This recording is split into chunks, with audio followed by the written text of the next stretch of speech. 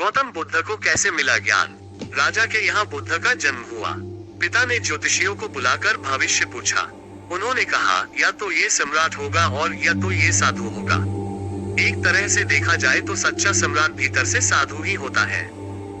जब ज्योतिषियों की भविष्यवाणी राजा ने सुनी तो वे घबरा गए कि मेरा बेटा साधु हो जाए, ऐसा ठीक नहीं होगा।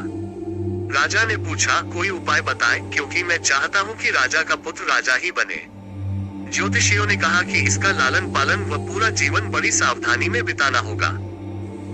अर्थात आपका पुत्र सिद्धार्थ कभी किसी बूढ़े व्यक्ति को न देखे, कभी किसी बीमार व्यक्ति को न देखे और कभी किसी मरे हुए व्यक्ति को न देखे। जब तक ऐसा होगा तब तक वे राजा ही बने रहेंगे। अगर ऐसा नहीं हुआ तो वे साधु बन जाएंगे। राजा शुद्धोधन ने अपने पुत्र सिद्धार्थ के लिए बढ़िया से बढ़िया, बड़े बड़े महल, अच्छे से अच्छा भोजन, दास दासियां और खाने पीने के सामान आदि वस्तुओं के ढेर लगा दिए। पिता ने पुत्र को सुख सुविधाओं में इतना उलझा दिया कि उसे बाहर का संसार याद ही नहीं आया। शुद्धोधन ने समझ लिया कि अब इतने सुखों के आगे साधु बनने का प्रश्न ही उपस्थित नहीं होता। वे निश्चित हो गए। राजा शुद्धोधन ने बिल्कुल पक्की व्यवस्था कर रखी थी कि उनका पुत्र सिद्धार्थ जीवन में कभी भी वृद्ध, बीमार और मृतक व्यक्ति को देख न सके, क्योंकि वे अपने पुत्र को खोना नहीं चाहते थे। सिद्धार्थ का जीवन ऐश्वर्य और सुख सुविधाओं में बीत रहा था। उनके जवान होने पर एक सुंदर कन्या यशोधरा से उनका विवाह हो गया। विवाह हो जाने पर शुद्धोधन की आधी चिंता मिट गई। अब तो शादी हो गई, अब कहाँ जाएगा? अब तो मेरा पुत्र बंधन में बंध गया है, अब उसके कहीं जाने का सवाल ही नहीं उठता। 1 वर्ष बाद बेटे का भी जन्म हो गया। उसका नाम राहुल रखा गया। अब राजा शुद्धोधन को बिल्कुल पक्का विश्वास हो गया कि अब ये कहीं नहीं जा सकता। एक दिन सिद्धार्थ ने कहा कि पिताजी, आज तक मैंने कभी अपनी राजधानी नहीं देखी, आपकी आज्ञा हो तो आज देख आऊं। राजा ने कहा, हाँ, अवश्य जाओ, अपना शहर देख कर आओ। एक सारथी को भी साथ में भेजा गया कि जाओ राजकुमार को राजधानी घुमा फिरा कर लाओ। फिर भी राजा ने चाक चौबंद इंतजाम कर रखा था कि कहीं चूक न हो जाए। सिद्धार्थ के लिए राजधानी के प्रमुख मार्ग खूब सजाए गए थे, पर घूमते घूमते सिद्धार्थ ने थोड़ा उल्टा मार्ग ले लिया। वे उस मार्ग से गुजरने लगे जहां पर तैयारी नहीं थी, और आज उनको बहुत आश्चर्य हुआ जब पहली बार उन्होंने एक बूढ़े आदमी को देखा। कमर झुकी हुई, पूरी चमड़ी में झुर्रियां पड़ी थी। वह परेशानी और दुख से बेहाल था। उसकी चाल बहुत धीमी थी। बूढ़े की झुकी हुई कमर को देखकर सिद्धार्थ को एक झटका लगा और सारथी से उन्होंने पूछा, क्या एक दिन में भी बूढ़ा हो जाऊंगा?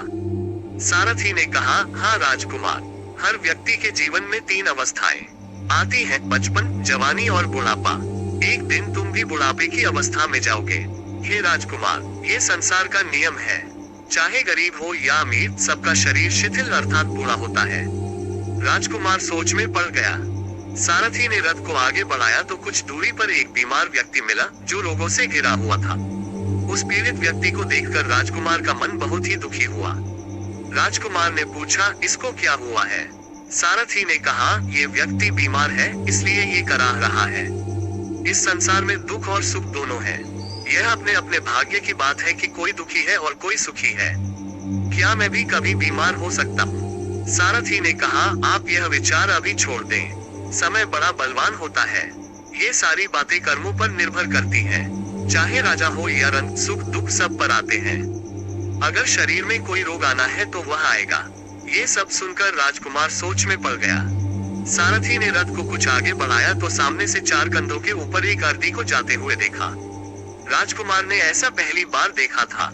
उसने सारथी से पूछा, यह क्या है? यह आदमी मर गया है, यह मुर्दा है। जो व्यक्ति मर जाता है उसको बांधकर शमशान भूमि में ले जाते हैं, फिर वहां पर उसे जला दिया जाता है। राजकुमार ने कहा, क्या सबको मरना पड़ता है? हाँ, सबको मरना पड़ता है। यह मृत्यु लोक है। जो जन्म लेता है उसे कभी न कभी अवश्य ही मरना पड़ता है। तो इसका मतलब ये हुआ कि ठीक इसी तरह से एक दिन मुझे भी मरना होगा। मेरी देह भी मुर्दा होगी और मुझको भी 4 कंधों पर उठाकर ले जाया जाएगा। मुझको भी ऐसे ही रस्सियों से बांधा जाएगा। मेरे भी आगे पीछे घर के सदस्य रोएंगे, तड़पेंगे और जिस संसार को मैंने इकट्ठा किया है वह सारा का सारा मुझसे छूट जाएगा। इसका मतलब ये हुआ कि क्या एक दिन मैं भी मर जाऊंगा? क्या एक दिन यशोधरा भी मर जाएगी? क्या एक दिन मेरा राहुल भी मर जाएगा? सारथी ने कहा, हाँ राजकुमार, एक दिन मैं भी मरूंगा, आप भी मरेंगे, यशोधरा भी मरेंगी और राहुल भी मरेगा, क्योंकि ये सब मरने के लिए ही पैदा होते हैं। उस रात सिद्धार्थ सो न सके, सोचने लगे कि क्या संसार में इतना दुख है, रोग है, बुढ़ापा है, और ऐसे में मैं खा पी कर कैसे जी सकता हूँ। नहीं नहीं, ऐसा मुझसे नहीं हो सकता। मुझे खोजना होगा उस तत्व को जो दुख, पीड़ा और शोक से रहित हो, जो भय, भ्रम और भूल से परे हो, जो अनंत आनंद से भरा हो, जिसे पाकर फिर और कुछ पाने की इच्छा न हो। सिद्धार्थ वैराग्य के शिखर तक पहुंच चुके थे। बस उसी रात को उन्होंने घर छोड़ दिया। सारथी से कहा कि नगर की सीमा से दूर ले चलो। नगर के बाहर पहुंचकर सारथी को लौटा दिया। फिर कई दिनों तक वन में चलते गए। एक घने पीपल के वृक्ष के नीचे आसन लगाकर ध्यान में लीन हो गए।